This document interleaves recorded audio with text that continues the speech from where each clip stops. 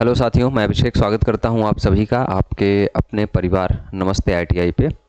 ये RRB ALP और technician का जो पेपर हुआ था 2019 में और वैकेंसी थी दोस्त ये 2018 की। एग्ज़ाम हुआ था 23 जनवरी को और ट्रेड कौन सी है? आरएसी।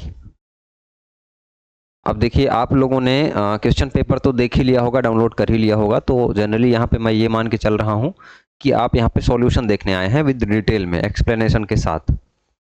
लेकिन मैं कोशिश करूंगा कि बहुत सारे बच्चे यहाँ पे सिर्फ ये देखने आए होंगे कि पेपर कैसा आता है, तो मैं स्पीड से भी चलूंगा और छोटी छोटी चीज़ें मैं बताता चलूंगा।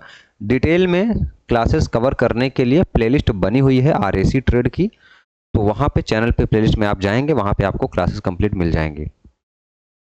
तो आगे बढ़ते हैं हम लोग। उससे पहले अगर आप लोग लोको पायलट और टेक्नीशियन का कंप्लीट बैच पढ़ना चाह रहे हैं ट्रेड के लिए, अगर आपका पार्ट बी में अगर आप चाह रहे हैं कि पार्ट बी आपको बस कम मेहनत से सिर्फ क्वालिफाई करना है, आपको मेहनत तो सारा सीबीटी 1 और सीबीटी 2 के पार्ट ए में करना है, तो आपका पूरा का पूरा फोकस, पूरी की पूरी मेहनत सीबीटी 1 और सीबीटी 2 के पार्ट ए में होना चाहिए।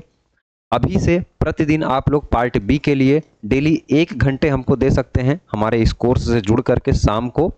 और ये जो फीस है, ये फीस भी आपकी कम हो जाएगी। आपको प्रोमो कोड लगाना है RLY10, ये कूपन कोड लगाएंगे तो ये फीस में डिस्काउंट हो जाएगा कुछ आपको। साथ में फिट ITI नाम का ऐप है, उसको डाउनलोड कर लीजिएगा, लिंक डिस्क्रिप्शन में या कमेंट में भी मैं पिन कर दूंगा। तो यहाँ से आप जुड़ जाइएगा। यहाँ पे आपको सारी चीज़ें लाइक प्रीवियस ईयर पेपर और साथ में टेस्ट सीरीज और हमारी नोट्स है ना, और हमारी नोट्स, ये सारी चीज़ें आपको मिल जाएंगी, साथ में क्लासेस भी मिल जाएंगे, तो वो कवर कर लीजिएगा आप लोग। आगे बढ़े हम लोग। देखिए, ये कुछ एक दो क्वेश्चन मैंने सैंपल के लिए लिया है जिससे कि आपको लगे कि रियल पेपर है। इसके बाद मैंने टाइप करवाया है अपने टाइपिस्ट से, तो उसने टाइप किया। यहाँ पे कुछ क्वेश्चन आप इस टाइप से देख सकते हैं, एक दो क्वेश्चन मैंने ऐसे लिए, उसके बाद फिर मैंने इस टाइप से हिंदी और इंग्लिश दोनों में करवा दिया है, ठीक है। और इसको हम लोग थोड़ा थोड़ा समझते भी चलेंगे। आते हैं हम लोग अपने पहले क्वेश्चन पे और समझते हैं कि क्या है। क्वेश्चन नंबर 1 कह रहा है भाई, which one of the following related with the swage of the copper tube. अब swage of the copper tube क्या है? देखिए, एक तो स्वेजिंग टूल होता है, स्वेजिंग टूल होता है ना। स्वेजिंग टूल कुछ जैसे ये पेन है ना, इस टाइप से एक टूल होता है। अब बात यह है कि उसमें छोटे छोटे बीच बीच में स्टेप बने होते हैं, छोटे छोटे बीच बीच में स्टेप बने होते हैं इस टाइप से। इस टाइप से क्या होता है, छोटा छोटा बीच में स्टेप बना होता है। बेसिकली उसका काम क्या होता है कि कॉपर की ट्यूब यूज़ की जाती है। जैसा कि आपको पता होगा कि आरएसी में जब भी आप ट्यूबिंग यूज़ करेंगे, ट्यूब, वहाँ पे कॉपर यूज़ करेंगे। कभी कभी हम लोग स्टेनलेस स्टील की भी और एल्युमिनियम की भी यूज़ कर सकते हैं, लेकिन मैक्सिमम हम लोग कॉपर की ट्यूब यूज़ करते हैं। अब दो कॉपर की ट्यूब हैं, जैसे एक ट्यूब यहाँ से जा रही है और एक ट्यूब यहाँ से आ रही है। मेरे दोस्त ध्यान से समझिएगा। अब ये ट्यूब का डायमीटर दोनों का सेम है, डायमीटर यानी कि दोनों ट्यूब की चौड़ाई सेम सॉकेट है। अब इस पाइप को इस पाइप से जोड़ना है बिना सोल्डरिंग किए, बिना वेल्डिंग किए। सोल्डरिंग, ब्रेजिंग, वेल्डिंग अलग है ना। उसके अलावा, इसके अलावा और आपके पास अगर कोई रास्ता है तो आप देखेंगे कि स्वेजिंग या फ्लेयरिंग टूल से आप क्या करेंगे कि इसके एक एंड के डायमीटर को आप बड़ा कर देंगे। जैसे आप पाइप है ना, पाइप से आप पानी भरते हैं तो पाइप अगर सेम रहता है तो एक पाइप को थोड़ा सा गर्मा करके उसको चौड़ा करके एक पाइप को उसके अंदर घुसा देते हैं। वही कहलाता है मेरे दोस्त क्या? स्वेज ऑफ कॉपर ट्यूबिंग, है ना। वही क्या कहलाता है? Suez of copper tubing. तो अगर इसको हम लोग इस पाइप पे ऐसे चढ़ा दें तो यहां से यहां तक जो कहलाएगा आपका क्या कहलाएगा? वो कहलाएगा swage, swage of copper tubing, copper tubing. तो वही कह रहा है कि gap between copper tube, stud and flaring nut, flux और फिलर रॉड, तो क्या कहलाता है? गैप बिटवीन कॉपर ट्यूब जो होता है आपका, वो क्या कहलाता है? Suez of copper tube. तो इसका फर्स्ट ऑप्शन सही हो जाएगा। बहुत डिटेल एक्सप्लेनेशन में मैं यहाँ पे नहीं जाऊँगा, आपका टाइम कंज्यूम नहीं करूँगा। डिटेल में पढ़ना है तो आप लोग थ्योरी लेक्चर्स यूट्यूब पर भी पढ़े हुए हैं या कोर्स में भी आप जा सकते हैं। What is the reason for condensed water of cassette air conditioner getting accumulated in the evaporator? कह रहा है कि हमारे पास एक कैसेट टाइप का एयर कंडीशनर है। अब आप देखते होंगे कि आपकी जो एसी होती है अलग अलग प्रकार की होती है ना। एसी हम लोग अलग अलग प्रकार की पढ़ते हैं। जैसे कि आपने स्प्लिट एसी का नाम सुना होगा, स्प्लिट एसी है ना, ये आई है स्प्लिट एसी। अब स्प्लिट एसी कैसा होता है, जो आप लोग घरों में यूज करते हैं ना, कि एक इवापोरेटर वाला पार्ट जहां से ठंडा होता है, एटीएम वगैरह में लगी होती है, वो वाला पार्ट अंदर लग गया वाल पे, और एक पार्ट आउटडोर यूनिट जो कि छत पे रखा होता है, जिसको कंडेंसर बोलते हैं हम लोग, है ना। तो आउटडोर यूनिट और इनडोर यूनिट। वहीं पे आप और देखते होंगे विंडो एसी। विंडो एसी इसको जनरली कि कहाँ पे लगाया जाता है, विंडो खिड़कियों में लगाया जाता है, और एक ही बॉक्स में सारी चीजें, चाहे आपका इवापोरेटर हो चाहे आपका कंडेंसर हो, हर एक पार्ट एक ही पात्र के अंदर बंद होता है ना। सिर्फ एक सिंगल बॉक्स होता है इसमें, और इसमें क्या होता है, दो होता है, इसमें सिंगल बॉक्स होता है, सिंगल बॉक्स होता है। फिर आप आएंगे तो आप देखेंगे कैसेट एयर कंडीशनिंग। क्या, कैसेट, कैसेट एसी। अब cassette AC same to same किसके जैसा होता है, आपके स्प्लिट एसी जैसा ही होता है, लेकिन स्प्लिट एसी मैंने बताया कि दीवार पे लगाते हैं हम लोग इसको, हम लोग ऊपर जो सीलिंग होती है उस पे लगाया जाता है, और एक यूनिट आपकी बाहर आउटडोर यूनिट कंडेंसर लगा दी जाती है। तो वही कह रहा है कि कैसेट यानी कि ये वाला है ना, छत पे एक लगाया जाता है जहां से ठंडा हवा निकलता है, आप लोग हवा ही कहिए, है ना, ठंडी, जहां से आपको हीट जो है आपको एक्सट्रैक्ट कर रहा है वो वाला पार्ट, और एक आउटडोर यूनिट जो कि छत पे लगा होता है। तो कह रहा है कि गेटिंग एक्यूमुलेटेड इन इवापोरेटर। तो वाटर क्या है कि अगर आपके इवापोरेटर में क्या हो जाए, एकत्रित हो जाए, फंस जाए, उसका कारण क्या है, तो उसका सीधा सा कारण यह है कि स्लोप जो है आपका नॉट प्रॉपर, आपका जो स्लोप है, आपका ढाल जो है वो प्रॉपर नहीं है। अब जाहिर सी बात है वाटर कहीं भी फंस रहा है, इसका मतलब ढाल तो सही से नहीं बना हुआ है। तो ये जनरल सा क्वेश्चन था, बट यहाँ से कुछ सवाल आपके पूछे जा सकते हैं। तो अलग अलग टाइप की एसियाँ हमने डिस्कस कर ली, और भी टाइप की एसी होती हैं, बट यहाँ पे जो काम था हमने वही बताया। The capacity of visible cooler is expressed in. आप सबसे पहले तो यह ध्यान दीजिए कि विजिबल कूलर है क्या। आपने डोमेस्टिक जनरली घरेलू में ही हम लोग यूज़ करते हैं, आपने देखा होगा किसी मॉल में आप जाते हैं, किसी शॉप पे जाते हैं, किसी दुकान पे जाते हैं, तो एक आपके पास रेफ्रिजरेटर रखा होता है, उसमें बाहर साइड से क्या होता है, ग्लास होती है बाहर साइड से, और उसी में आपकी कोल्ड ड्रिंक्स रखी होती है, उसी में आपकी चॉकलेट्स रखी होती है, उसी में आपके बिस्किट्स वगैरह रखे होते हैं। तो विजिबल कूलर उसका इसलिए नाम है क्योंकि वहां से दिखता है, सारा सामान जो अंदर है वो दिख रहा होता है।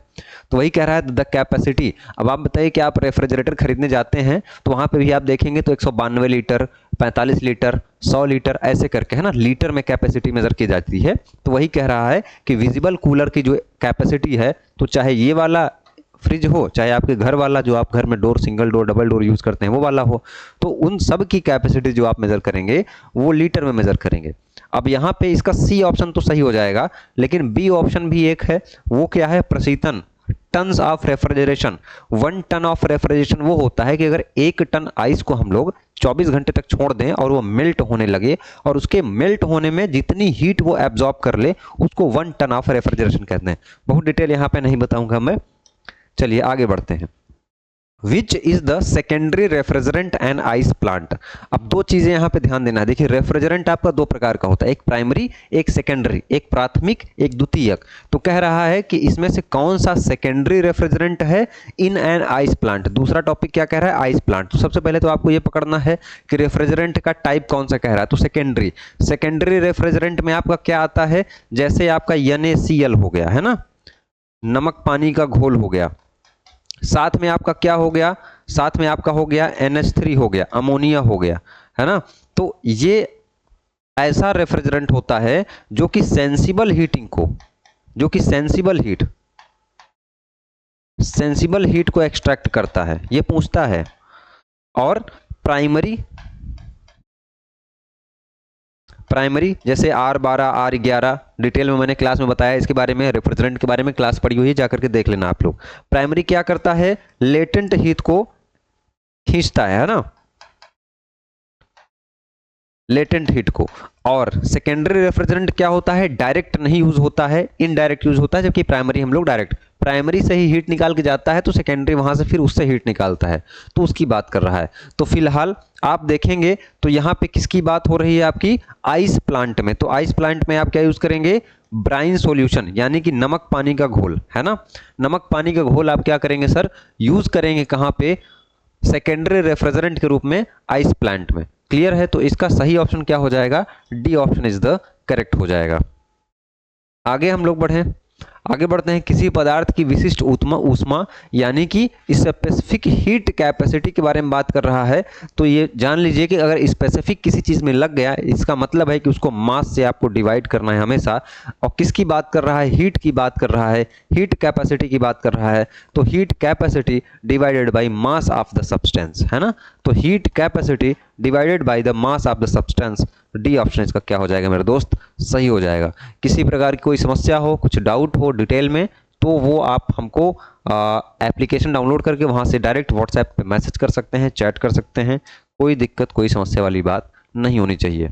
In the freezer box temperature is -23 degree centigrade.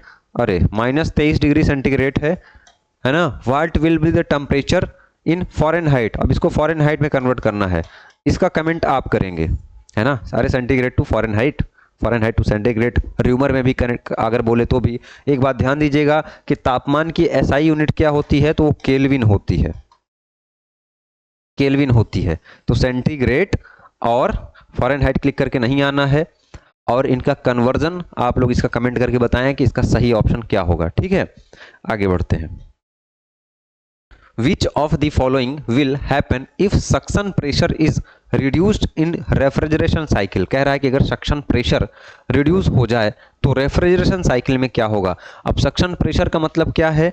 Suction pressure का मतलब ये है कि जैसे हमने आपको इस टाइप से एक बताया था फिगर, आप इसको टीएस पे प्लॉट करिए। इसके डोम पे नहीं जाते हैं, चलिए डोम बना देते हैं, थोड़ा सा इसका ऐसे गिरावट होगा, है ना।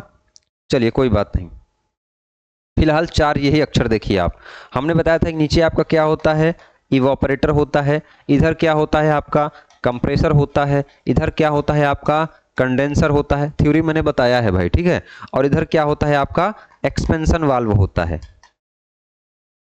एक्सपेंशन वाल्व होता है। अब ये क्या कह रहा है देखिएगा ध्यान से, which of the following happen if suction pressure is reduce. Suction pressure reduce हो रहा है तो evaporation temperature will decrease, compressor capacity is increase, power consumption is reduce per ton of refrigeration, evaporation temperature will increase. अब कह रहा है कि suction temperature, suction temperature का मतलब क्या है? सक्शन यहाँ पे हो रहा होगा भाई, कंप्रेसर यहाँ पे लगा हुआ है, ये डिलीवर कर रहा है, यहाँ से शक कर रहा है। पंप है पानी वाला, जैसे पंप होता है उसी प्रकार से कंप्रेसर होता है, खींचता है ये रेफ्रिजरेंट को। तो यहाँ पे सक्शन लगा होगा और यहाँ पे क्या लगा होगा? डिलीवरी वाल्व लगा होगा। तो ये कह रहा है कि इसको और नीचे करिए, तो इसको और नीचे कर दो भाई, इसको और नीचे कर दो। जब इसको और नीचे करोगे तो टेम्परेचर इधर बढ़ रहा है, एंट्रोपी इधर बढ़ रही है। पीएच में भी ऐसा ही डायग्राम बनेगा, थोड़ा सा अंतर होता है। तो प्रेशर और एंथैल्पी की बात करें तो वहां भी आप ऐसे ही डायग्राम बनाएंगे, ठीक है, वहां भी आप ऐसे ही डायग्राम बनाएंगे। देखिए अब यहां भी अगर आपसे बोले कि थोड़ा सा इसका प्रेशर जो है नीचे कर दिया जाए, हम लोग अगर इसका प्रेशर है ना, इसका टेम्परेचर नीचे करें, ये पीएच है, तो यहाँ पे आपका सवाल क्या पूछ रहा है? सवाल पूछ रहा है मेरे भाई, suction pressure is reduced in refrigerant, suction pressure क्या होगा? तो जैसे जैसे आप इसको नीचे करेंगे तो प्रेशर भी क्या हो जाएगा आपका? डिक्रीज हो जाएगा, और इवोपरेशन टेम्परेचर भी आपका क्या हो जाएगा मेरे दोस्त? डिक्रीज हो जाएगा। जैसे जैसे आप प्रेशर नीचे करेंगे, जैसे जैसे आपने प्रेशर नीचे किया, प्रेशर आपने नीचे किया, आपका टेम्परेचर भी क्या हो जाएगा? नीचे हो जाएगा, क्योंकि टेम्परेचर इधर घट रहा है और इधर बढ़ रहा है। हो सकता है कि चीज़ें समझ में नहीं आ रही होंगी, मैं यहाँ पे नहीं समझा पा रहा हूँ, लेकिन डिटेल लेक्चर पड़ा हुआ है, वहाँ पे जाके देखिएगा। एक लेक्चर मैंने बताया है कि क्या इफेक्ट होता है इसका और इसका, आपको रटने की ज़रूरत नहीं है, चीज़ें आपको क्लियर हो जाएंगी। आगे बढ़ें तो विच of the following will happen if suction pressure is reduce in refrigeration cycle, evaporation temperature will decrease. Evaporation temperature क्या हो जाएगा? ऑलरेडी डिक्रीज हो जाएगा। आगे बढ़ें, चलिए भाई आगे बढ़ते हैं। Reverse Carnot cycle is used in. अब रिवर्स कार्नोट साइकिल आपको पता ही है, कार्नोट साइकिल जो बेसिकली होती है, कार्नोट साइकिल क्या है? वो क्या करती है कि हीट को मैकेनिकल वर्क में कन्वर्ट करती है। किस में कन्वर्ट करती है? हीट को मैकेनिकल वर्क में। ये पूछा जा सकता है, मैकेनिकल वर्क में क्या करती है? कन्वर्ट करती है। लेकिन रिवर्स कार्नोट, रिवर्स कार्नोट क्या करती है? रिवर्स कार्नोट वर्क को हीट में कन्वर्ट करती है। क्योंकि अपोजिट है। अब आपको पता है कि कार्नोट में क्या होता है, आइसोथर्मल भी होता है, आइसोट्रॉपिक भी होता है, जो कि पॉसिबल नहीं है ना। डिटेल में मैंने बताया है इसके बारे में भी, यहाँ पे बहुत ज़्यादा डिटेल जाना ज़रूरी नहीं है, ना ही आपको समझ में आएगा। बट इतना समझिए कि ना तो आइसोथर्मल पॉसिबल है, ना तो आइसेंट्रोपिक पॉसिबल है। तो दिक्कत क्या होगी, दिक्कत ये होगी मेरे भाई कि आपको फिर आगे बढ़ाना पड़ेगा उसको और इसको मॉडिफाई करना पड़ेगा। तो जैसे ही आपने मॉडिफाई किया तो आपकी जो साइकिल निकल के आई थी वेपर कंप्रेशन रेफ्रिजरेशन साइकिल, मैंने पढ़ाया है उसको, यूट्यूब पे प्लेलिस्ट में डाला हुआ है, जाकर के ज़रूर देख लेना आप लोग।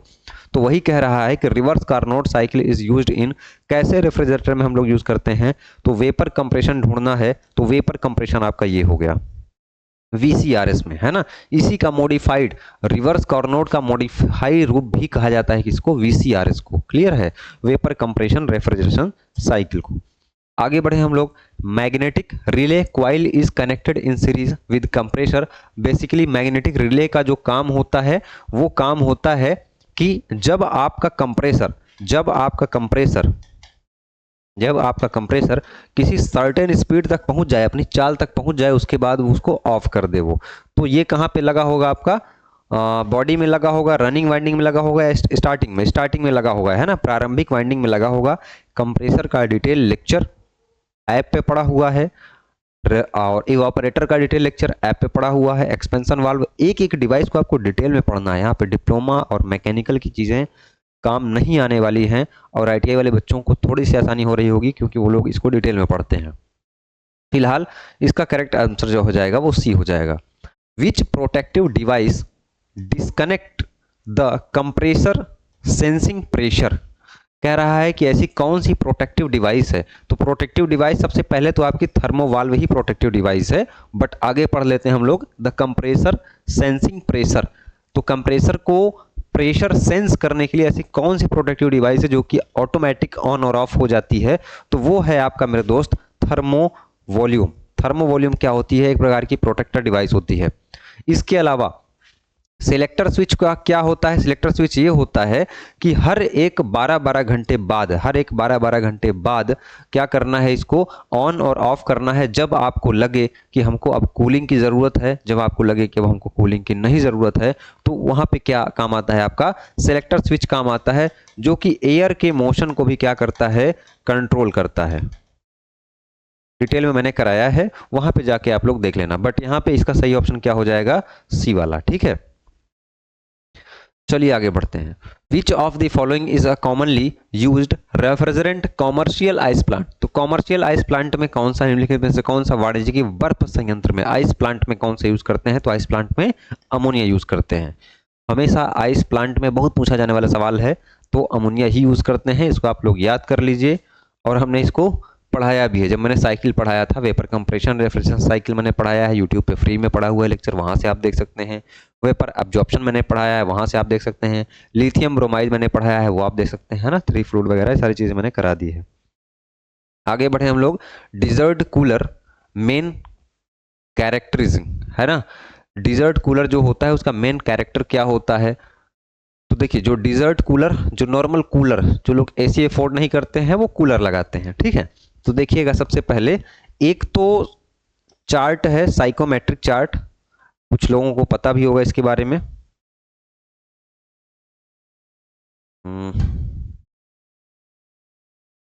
चलिए, फिगर मेरा थोड़ा सा गड़बड़ भी बन सकता है।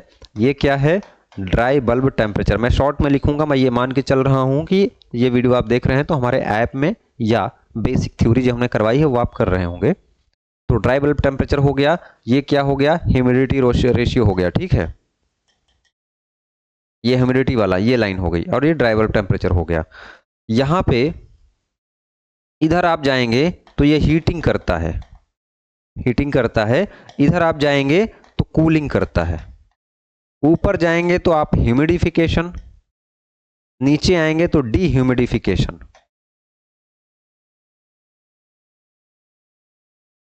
डीह्यूमिडिफिकेशन, ये चार्ट, इस चार्ट को अलग करके भी आपने देखा होगा कि इधर आप जा रहे हैं तो हीटिंग, इधर जा रहे हैं तो कूलिंग, इधर जा रहे हैं तो क्या, हीटिंग, है ना, इधर जा रहे हैं तो ह्यूमिडिफिकेशन, इधर जा रहे हैं तो डीह्यूमिडिफिकेशन, इधर जा रहे हैं तो कूलिंग। तो अब इसको मिला दिया जाए तो क्या हो जाएगा, हीटिंग प्लस डिह्यूमिडिफिकेशन। अरे होगा कि नहीं भाई, इधर हीटिंग हो रहा है, इधर डिह्यूमिडिफिकेशन हो रहा है, तो अगर इसके बीच में जाएंगे तो हीटिंग तो होगी ही, साथ में डिह्यूमिडिफिकेशन, क्योंकि इधर भी बढ़ रहा है ग्राफ, थोड़ा थोड़ा इधर भी बढ़ रहा है। अगर हम लोग बोलें कि अगर इस लाइन को खींचा जाए तो बोलोगे आप लोग कि ये हीटिंग हो रहा है साथ में ह्यूमिडिफिकेशन। अब ह्यूमिडिफिकेशन का जिनको मतलब नहीं पता है, जैसे हम लोग सांस ले रहे हैं, एसी का काम क्या होता है, जो आपकी एसी घर में लगी होती है उसके 3 से 4 वर्क होते हैं। पहला वर्क क्या होता है कि टेम्परेचर, है ना, टेम्परेचर को कम करना, टेम्परेचर को मेंटेन करना, कम करना नहीं कह सकते हैं। उसके बाद एयर फ्लो को मेंटेन करना, एयर फ्लो को क्या करना, मेंटेन करना। उसके बाद आपका ह्यूमिडिफिकेशन यानी कि डिह्यूमिडिफिकेशन करना। उसके बाद क्लीनिंग। अब क्लीनिंग का मतलब ये नहीं है कि क्लीन करेगा ये हवा को, अगर अंदर है तो बाहर से अगर हवा शक होके आ रही है तो वो क्लियर हवा आए। तो डिह्यूमिडिफिकेशन का मतलब क्या हो गया कि अगर हम लोग सांस ले रहे हैं तो हमारे सांस के साथ साथ क्या हो रहा है कि वाटर वेपर निकल रहे हैं, पानी निकल रहे हैं, अगर उसको साफ ना किया जाए, उसको अगर डिह्यूमिडिफाई ना किया जाए तो आसपास बहुत नमी हो जाएगी और चिपचिपा सा लगने लगेगा, तो आपको कंफर्ट नहीं प्रदान करेगा, है ना। तो वो होता है डिह्यूमिडिफिकेशन। अब ये क्या कह रहा है कि डिजल्ट कूलर। अब आप ये बताइए कि कूलर जब आप चलाते हैं तो आप गर्मी में, खूब भयंकर गर्मी में कूलर चलाएंगे तो आपको ठंडा तो लगेगा, लेकिन आपकी पूरी बॉडी कैसी लगेगी, चिपचिपी सी लगने लगेगी। इसका मतलब ये है कि वो डिह्यूमिडिफिकेशन का काम नहीं करता है मेरे दोस्त। वो क्या करता है, ह्यूमिडिफिकेशन करता है, साथ में सेंसिबल कूलिंग करता है। तो ये वाला काम करता है आपका डिजर्ट कूलर। तो इस वाले जो ये वाला इधर वाला पार्ट होता है, यानी कि अगर साथ में ह्यूमिडिफिकेशन हो रहा है और साथ में आपका कूलिंग हो रहा है तो उसको हम लोग एडियाबैटिक सैचुरेशन बोलते हैं। क्या बोलते हैं, एडियाबैटिक सैचुरेशन बोलते हैं। इस लाइन को क्या बोलते हैं, एडियाबैटिक। बहुत डिटेल हो जाएगा, ठीक है। इसका ए ऑप्शन क्या हो जाएगा, सही हो जाएगा, ठीक है। साइकोमेट्रिक का मैं अलग से बना दूंगा क्लास, आगे बढ़ते हैं। When retrofitting an R12 car air conditioner with R134। अब क्या है कि R12 बहुत ही हार्मफुल है, इसलिए हम लोग R12 की जगह R134A यूज कर रहे हैं, है ना, ये मैंने बताया है। तो वही कह रहा है कि R12 की जगह किसी कार में हम लोग R134 अगर फिट कर रहे हैं तो कितना अमाउंट फिल करेंगे R12 का। R134 भर रहे हैं आप तो R12 का कितना परसेंट आप फिल करेंगे। तो यहाँ पे देख रहे हैं आप, यहाँ पे कुछ कन्वर्जन लिखा हुआ है R12 और R134 का। तो यहाँ पे देखेंगे R12 अगर आपका 1 LV भरा जा रहा है तो R134 कितना भरा जाएगा आपका 0.65। तो यानी लगभग 60% के आसपास आपका करेक्ट आंसर हो जाएगा सी। क्लियर है, आगे बढ़े हम लोग। Humidification is the process of addition of moisture in air at. कह रहा है कि ह्यूमिडिफिकेशन कौन सी प्रोसेस है। ह्यूमिडिफिकेशन का मतलब यह है कि एयर में मॉइस्चर ऐड करना। मॉइस्चर का मतलब क्या है कि वाटर वेपर थोड़े थोड़े ऐड करना। तो चलिए ग्राफ प्लॉट कर लेते हैं। हमने बताया कि ऊपर हो रहा है आपका ह्यूमिडिफिकेशन, नीचे हो रहा है डिह्यूमिडिफिकेशन। अब वही कह रहा है ह्यूमिडिफिकेशन का मतलब ये होता है कि आपका क्या हो रहा है मेरे दोस्त, हो रहा है आपका वाटर वेपर ऐड हो रहा है ना। अब क्या कह रहा है, humidification is the process addition of moisture in air at constant wet bulb temperature, constant latent heat, constant dry bulb temperature. तो हमने आपको बताया था कि अभी जब हमने एक ग्राफ बनाया था, इस टाइप का एक ग्राफ बनाया था, तो उसमें हमने बताया था कि इधर वाली जो है वो स्पेसिफिक हीट वाली हो जाती है ना, ह्यूमिडिटी वाली हो जाती है, और ये वाली लाइन क्या हो जाती है, ड्राई बल्ब टेम्परेचर हो जाती है। तो अगर ये लाइन सीधा सीधा हो रही है तो इसका मतलब क्या है कि ड्राई बल्ब टेम्परेचर आपका ना बढ़ रहा है ना घट रहा है। इसका मतलब है कि कांस्टेंट ड्राई बल्ब टेम्परेचर पे हमारी क्या होती है, चाहे ह्यूमिडिफिकेशन बोले चाहे डिह्यूमिडिफिकेशन बोले, हमेशा आपका ड्राई बल्ब टेम्परेचर कांस्टेंट रहेगा, नियत रहेगा, इसमें कोई परिवर्तन नहीं किया जाएगा। आप देख रहे हैं कि ऊपर बढ़ रहा है नीचे बढ़ रहा है। अगर कूलिंग या हीटिंग हम लोग करेंगे, कूलिंग या हीटिंग करेंगे हम लोग, तब हम कहेंगे कि हमारा ड्राई बल्ब टेम्परेचर क्या हो रहा है, बढ़ रहा है या तो घट रहा है। मैं आशा करता हूं कि आपको समझ में आ रहा होगा। Which type of joint is shown in given figure. ये क्वेश्चन का फिगर है, ये दिख रहा है, ठीक है, थोड़ा थोड़ा दिख रहा है, क्वालिटी बढ़ाइएगा। तो ये जो फिगर दिख रहा है ये किस प्रकार का, बेसिकली इलेक्ट्रिकल ज्वाइंट आपको पढ़ने हैं। अब आपको रेफ्रिजरेशन का काम करना है तो आपको वायर की ज्वाइनिंग भी करनी पड़ेगी, आनी चाहिए। तो देखिए ये जो सीधा फिगर आपको दिख रहा है इसको हम लोग बोलते हैं स्ट्रेट ज्वाइंट। अब हो सकता है कि आपसे जो वेस्टर्न ज्वाइंट दिया हुआ है, टी ज्वाइंट दिया हुआ है, मैरिड ज्वाइंट दिया हुआ है, ऑप्शन में दिया है, तो इस बार उसका मोड घूमे, क्योंकि बहुत ज़्यादा क्वेश्चन तो होते नहीं, लिमिटेड होते हैं। तो यहाँ से आपको पूछ ले तो वेस्टर्न ज्वाइंट मैंने यहाँ पे चित्र बनाया हुआ है, ये आपका क्या है, वेस्टर्न ज्वाइंट है। यानी कि ऐसे दो बार को फंसाया और फिर उसको ऐसे पकड़ के मुरेड़ दिया है ना, मरोड़ दिया, उसको हम लोग क्या बोलेंगे, वेस्टर्न ज्वाइंट। टी ज्वाइंट की हम लोग बात करें तो ये देखिए, एक वायर पूरा सीधा चला गया यहाँ से, दूसरा वायर हम लोग लेके गए यहाँ पे और इसको पूरा गोला गोला इस पे क्या किए, घुमा दिए, ये क्या कहलाएगा मेरे दोस्त, टी ज्वाइंट कहलाएगा। मैरिड ज्वाइंट का मतलब क्या हो जाएगा, विवाहित संयुक्त की बात कर रहा है। जब आप शादी करते हैं तो एक दूसरे का हाथ थामते हैं, तो वही करना है यहाँ पे भी। देखिए इसके बहुत सारे है ना, कोई भी वायर होता है, कॉपर का, एल्यूमिनियम का है, उसमें बहुत सारे छोटे छोटे वायर लगे होते हैं, उनको आपस में फंसा देना ऐसे जैसे कि हाथ के पंजे आपस में फंसाए जाते हैं, इसीलिए इसको क्या बोला जाता है, मैरिड ज्वाइंट बोला जाता है। आगे बढ़े हम लोग, इसका फिलहाल आंसर क्या हो जाएगा, ए। चलिए, तो पढ़ना है अगर आपको तो आप लोग डिटेल में पढ़िए, ये ऑब्जेक्टिव क्वेश्चन से, प्रीवियस ईयर सीरीज से बहुत कुछ नहीं होगा। हाँ, अगर आपको बुक के बारे में जानना है तो बेसिकली आप ऐप डाउनलोड करके वहां से हमारा व्हाट्सएप नंबर मिल जाएगा, डायरेक्ट व्हाट्सएप पे चैट करिए, मैं आपको बुक सजेस्ट कर दूंगा। नोट चाहिए, टेस्ट चाहिए, कुछ भी चाहिए, सारा कुछ एप्लीकेशन पे अवेलेबल है, तो ज़रूर से ज़रूर ज्वाइन करिए और पढ़िए। What do you mean by condensing temperature in context of refrigeration, कह रहा है कि कंडेंसिंग टेम्परेचर क्या है। बेसिकली कंडेंसिंग टेम्परेचर का मतलब ये होता है कि वह तापमान जिस पर कोई भाप क्या हो, कंडेंस कर जाए, संघनित कर जाए, पानी बन जाए। अगर वाष्प है, अगर वो पानी बन जा रहा है तो उसको हम लोग क्या बोलेंगे, कंडेंस हो रहा है, कंडेंसेशन हो रहा है। लेकिन इस कंडीशन में क्या होता है, temperature of freezing zone, temperature of cooling medium, temperature at which refrigerant gas become liquid. बिल्कुल सही कह रहा है, सी ऑप्शन क्या हो जाएगा, सही हो जाएगा।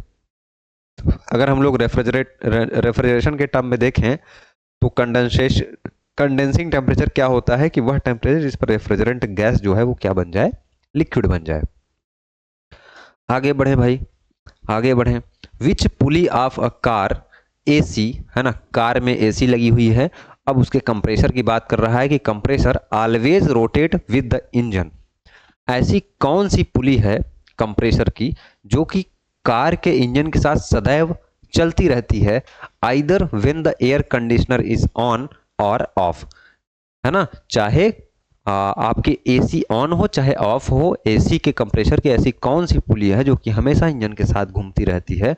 तो मैं आपको बताना चाहूंगा कि जैसे मान के चलिए कि आपके पास ये ड्रिवेन पुली है, ड्रिवेन पुली है, ड्रिवेन पुली का मतलब ये है कि कंप्रेसर वाला पार्ट हो गया, और ये क्या हो गया, आपका मेन शाफ्ट हो गया, इंजन का शाफ्ट हो गया, है ना, ये ड्राइवर हो गया। तो यहां पे लगी होती है आपकी एक जॉकी पुली, जॉकी पुली, ये हमेशा घूमती रहती है, हमेशा ऑन रहती है jockey pulley. Jockey pulley basically और कुछ नहीं है, ये आइडलर पुली का ही एक रूप है, और इसको लगाने का पर्पज ये होता है कि जो इंक्लिनेशन ऑफ एंगल है, कांटेक्ट ऑफ एंगल है, वो इन दोनों में क्या हो, बढ़ाया जा सके। जब बढ़ाया जा सकेगा तो पावर ट्रांसमिट अच्छे से हो पाएगी। फिलहाल ऐसी कौन सी पुली है जो एसी कंप्रेसर के साथ हमेशा घूमती रहती है, जब जब इंजन ऑन होता है, तो वो जॉकी पुली आप टिक करना। ठीक है, इसका डिटेल फिगर के साथ मैंने क्लास अपलोड किया है, वो जा करके आप लोग जरूर देखिएगा। आगे बढ़े। Low pressure liquid refrigerant from the expansion valve enter into the evaporator and change into, कह रहा है कि वही फिगर की बात फिर से कर दिया, जो फिगर मैं बार बार आपको समझाने की कोशिश कर रहा हूं। यहां है मेरे दोस्त आपका इवापोरेटर, यहां है आपका कंप्रेसर, यहां है आपका कंडेंसर। याद करिए, हमने दूसरे चौथे या पांचवें लेक्चर में प्लेलिस्ट में जो है वहां पे मैंने बताया था कि आपका जब भी इवापोरेटर से पहले कोई रेफ्रिजरेंट है, अगर वो इवापोरेटर में एंटर कर रहा है तो वो क्या है, आपका लो प्रेशर पे है और आपका क्या है, लो टेम्परेचर पे है। साथ ही साथ वो किस फॉर्म में होता है, साथ ही साथ वो होता है लिक्विड, लिक्विड होता है। और रेफ्रिजरेशन, यानी कि रेफ्रिजरेशन काम कैसे करता है, कोई मशीन ठंडा कैसे करती है किसी चीज़ को, हमने बताया कि जब हीट आप देंगे लिक्विड में, जैसे आप पानी गर्म करते हैं तो जब हीट देंगे तो क्या हो जाएगा, वो गैस बदल जाएगा।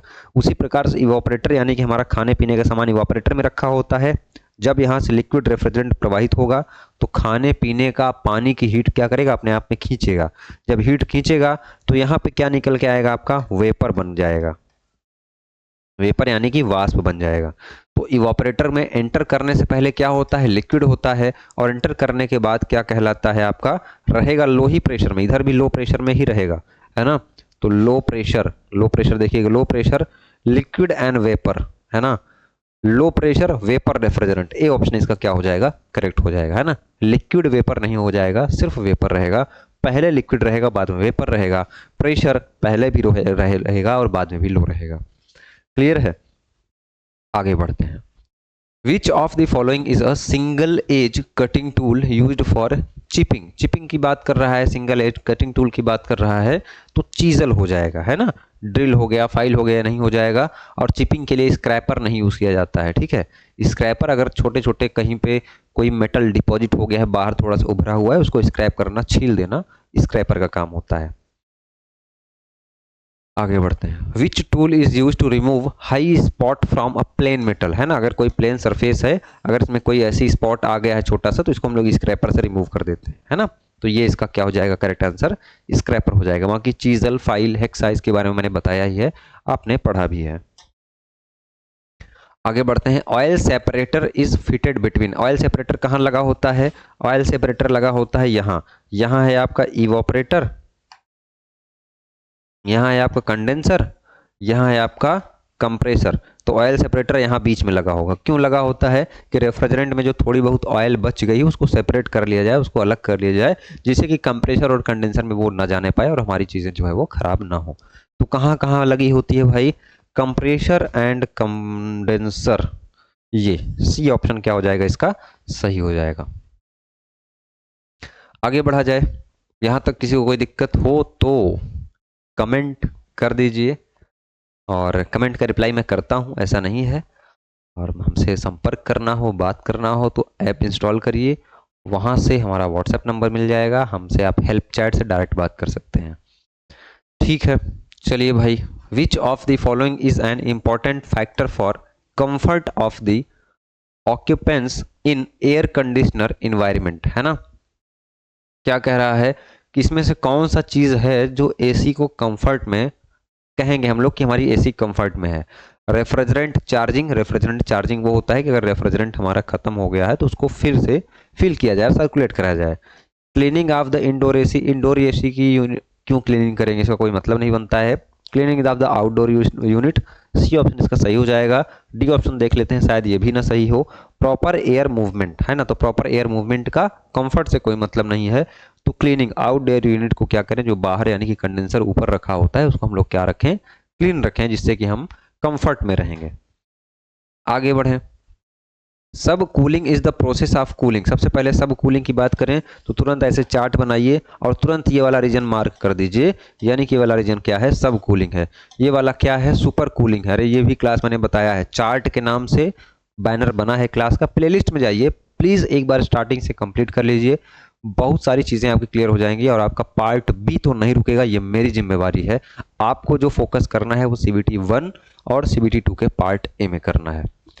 क्लियर है। तो सब कूलिंग है ना। फिर क्या कह रहा है, the refrigerant in vapour compression system, है ना।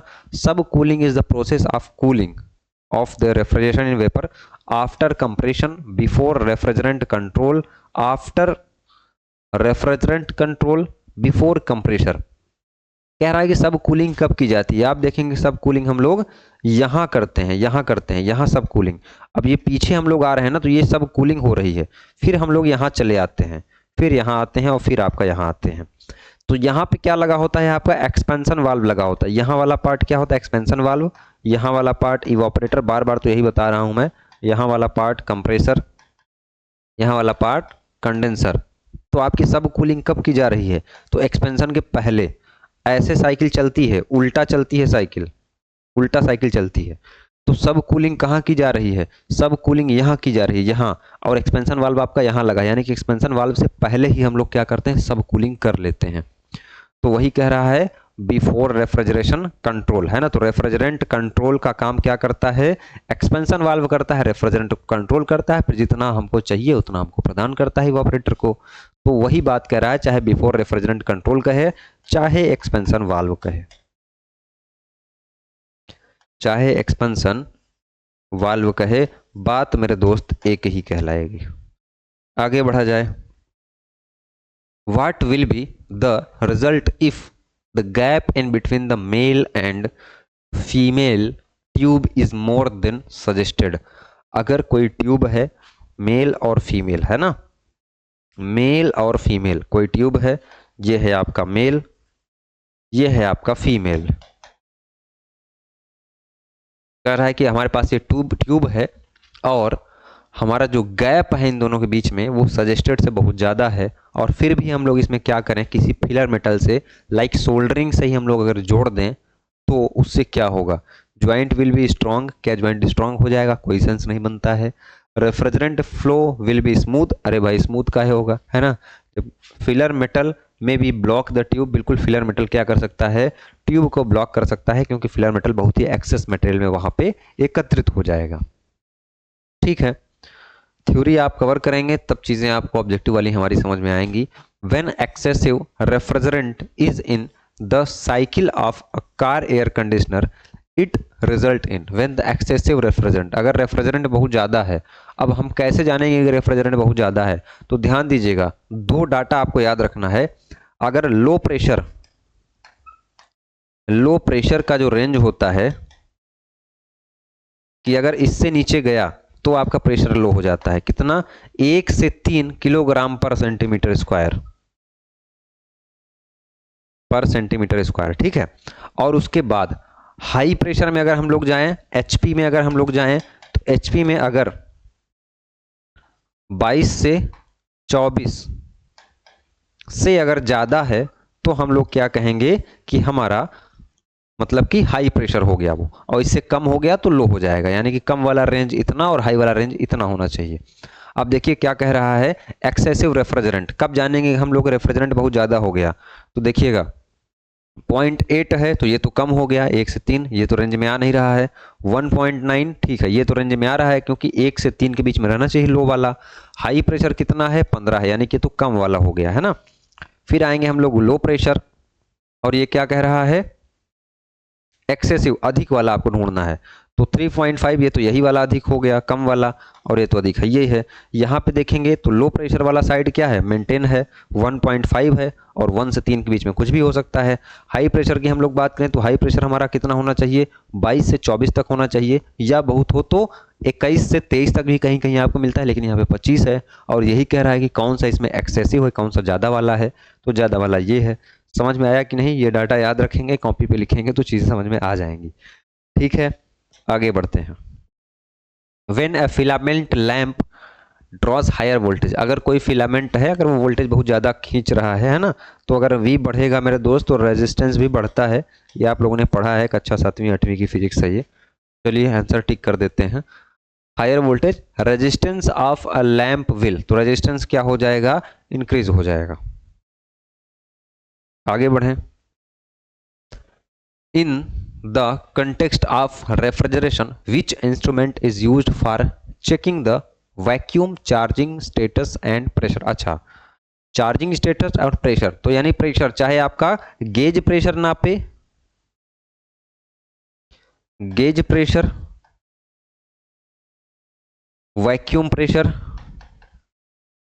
अब प्रेशर का भी मैंने एक चार्ट बनाया था ना, इस टाइप से एक मैंने चार्ट बनाया था, मैंने बताया था कि ऑब्सोल्यूट एटमॉस्फेयर प्रेशर है ना, एटीएम प्रेशर क्या होता है इसके बारे में हमने बताया था, कब पॉजिटिव कब नेगेटिव होता है। तो गेज प्रेशर, वैक्यूम प्रेशर और आपका चार्ज, ये सब कुछ जो मेजर करेगा ना मेरे दोस्त, वो कौन सा मेजर करेगा, कंपाउंड गेज मेजर करेगा, इसीलिए इसका नाम यौगिक है। और इसमें 2 ठो ऐसे कांटा होता है, 2 ठो कांटा होता है। कुछ इसकी संरचना इस टाइप से होती है। मैंने फिगर नहीं लगाया यहाँ पे, ये मेरी गलती है, बट आपको दिखाना चाहिए था। कंपाउंड गेज याद रखिएगा, जो कि सभी चीज़ों को मेजर कर देता है, सभी चीज़ों को माप लेता है, चाहे वो वैक्यूम हो, चाहे वो चार्जिंग हो, चाहे वो प्रेशर हो। इन तीनों चीज़ों को आप लोग इससे मेजर कर सकते हैं। ठीक है, जनरली 200 psi तक जो है इसका, 200 psi तक इसमें जो है वो ग्रेजुएशन होता है। आगे बढ़ें। In frost free refrigerator frosting is heater, option D है ना। In frost free refrigeration frosting is done by, तो फ्रॉस्टिंग क्या है? जनरली फ्रॉस्ट फ्री रेफ्रिजरेटर ही आज आप लोग यूज कर रहे हैं। ये मॉडर्न रेफ्रिजरेटर है, थोड़ा सा विकास किया गया है रेफ्रिजरेटर में। ये फ्रॉस्ट फ्री यानी कि वहां पे जो इवापोरेटर है होता है वहां पे आपका वो ना जमने पाए, क्या बोलते हैं, बर्फ ना जमने पाए, क्योंकि बर्फ क्या है, बैड कंडक्टर ऑफ हीट है। जब उसको आसपास बर्फ चिपक जाएगी तो इवापोरेटर आपका ठंडा नहीं कर पाएगा और आपकी फ्रिज कूलिंग नहीं कर पाएगी। इसके लिए हीटर लगा होता है जो कि समय समय पर क्या करता है, डीफ्रोस्टिंग का काम करना है, यानी कि आसपास लगी हुई जो आइस होती है उसको हटा देता है, रिमूव कर देता है, जिससे आपकी जो कूलिंग है वो बरकरार बनी रहती है। आगे बढ़े हम लोग। If HFC and lubricant are intimately mix with moisture inside the refrigeration, कह रहा है कि अगर HFC और लुब्रिकेंट आपस में मिल जाते हैं और उनमें मॉइस्चर है रेफ्रिजरेंट साइकिल में, तो क्या बनेगा? अगर ये दोनों आपस में मिल जाते हैं तो तुरंत रिएक्ट करके क्या बनाएंगे, आपका बर्फ बना देंगे, तुरंत बर्फ बन जाएगा, तुरंत जम जाएगा, ये तुरंत जम जाता है तो स्लेज बन जाएगा। तो ice crystal will be form, इसका क्या हो जाएगा, बी ऑप्शन क्या हो जाएगा, सही हो जाएगा।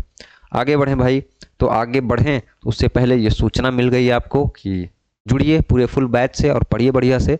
ये पार्ट 1 था जो आपका एग्जाम था, उसका पार्ट बी हम लेकर के आ रहे हैं बहुत जल्द, लेकिन प्यार और सपोर्ट बनाए रहेंगे आप लोग। अब इस चैनल को अपने दोस्तों तक साझा करिए, ग्रुप में शेयर करिए, तो हम लोग क्या करेंगे, इसका पार्ट 2 लेकर के आएंगे, पार्ट 2 लेकर के आएंगे। और आप लोग कहोगे कि सर और डिटेल में करवाओ, तो 2 घंटे भले बन जाए, मैं इसको और डिटेल में एक एक ऑप्शन को खोल के आपको बताऊंगा। मैं इसलिए कम करवा रहा हूं क्योंकि RAC का पहला, मैं इससे पहले और भी जो प्रीवियस ईयर करवा चुका हूं वो डिटेल में करवाया हूं। ये दूसरे चैनल पे, छोटे चैनल पे अपलोड हो रही है, बड़े चैनल वाले बच्चे भी जानते होंगे। तो मैंने जो भी करवाया है वो डिटेल में करवाया है, बट RAC का मुझे पता नहीं है कि बच्चे कैसा चाह रहे हैं। तो अगर आप लोग फुल डिटेल चाह रहे होगे तो फुल डिटेल बताना, मैं डिटेल में बताऊंगा अगले पार्ट में। फिलहाल ये पार्ट 1 रहा। और जाते जाते अगर आप लोग चाहें तो हमारा ऐप इंस्टॉल करके वहाँ पे टेस्ट वगैरह दे सकते हैं, बाकी क्लास चाहें तो क्लास पढ़ सकते हैं। मिलते हैं आपसे अगली क्लास में, तब तक के लिए जय हिंद।